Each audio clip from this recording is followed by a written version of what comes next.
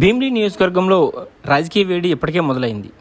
వివిధ రాజకీయ పార్టీల నుంచి తమ అభ్యర్థులు నామినేషన్ ప్రక్రియ దాదాపుగా పూర్తి చేస్తే మరికొంతమంది ముహూర్తాలు మంచి రోజులు అంటూ చూసుకొని నామినేషన్ వేసేందుకు అన్ని విధాలుగా సిద్ధంగా ఉన్నారు.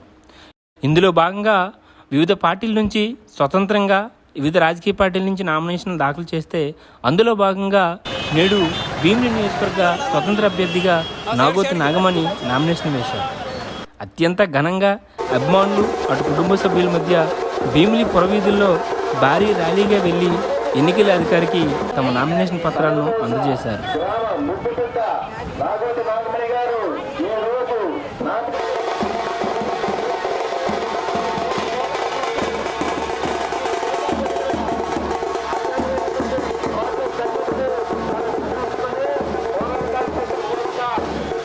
ఎన్ని రాజకీయ పార్టీలున్నా, ఎంతమంది మంత్రులు ఎమ్మెల్యేలు మారినా భీమిలి నియోజకవర్గం అభివృద్ధి అంతంత మాత్రమే అంటూ ఆమె విమర్శించారు.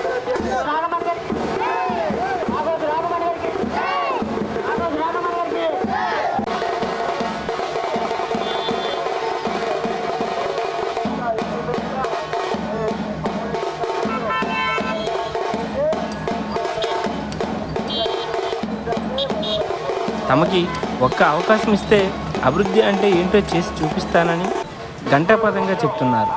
మీ అందరి ఆశీస్సులతో నేడు ఎమ్మెల్యే అభ్యర్థిగా నామినేషన్ వేశానని, మీ అమూల్యమైన ఓటు తమకే వేసి అత్యధిక మెజార్టీతో గెలిపిస్తారని తగరపొలస ర్యాలీలో ప్రజలను కోరారు ఆమె.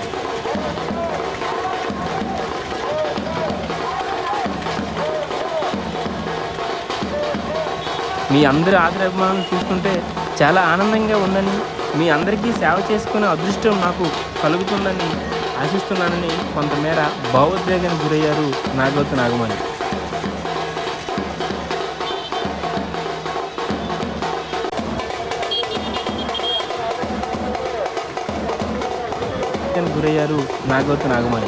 నేను మీ ఇంటి ఆడబిడ్డనని, మీ అక్కని, మీ చెల్లిని అంటూ ప్రజలను ఆకట్టుకున్నారు.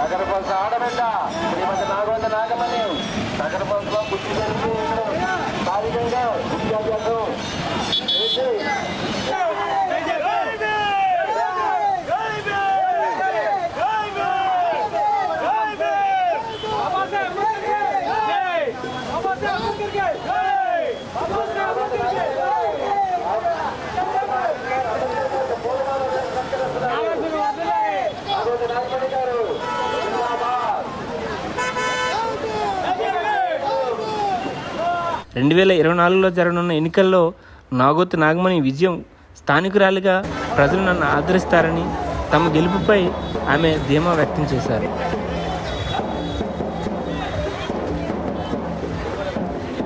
మరి చూడాలి, భీమిలి ప్రజలు ఎవరి నాయకత్వం కోరుకుంటున్నారో, భీమిలి గడ్డపై ఎవరి జెండా ఎగరబోతుందో.